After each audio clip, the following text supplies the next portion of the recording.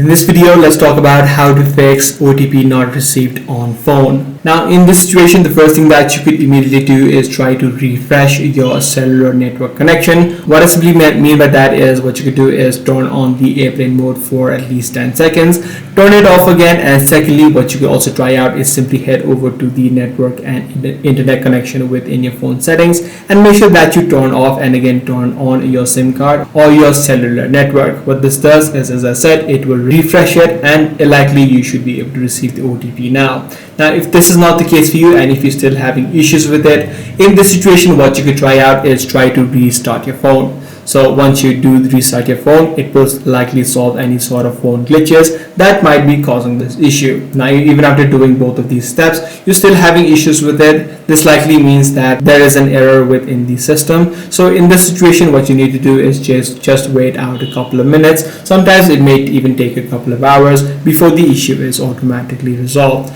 So I do hope this guide video did help you out. If it did, be sure to subscribe. I'm going to see you in the next one.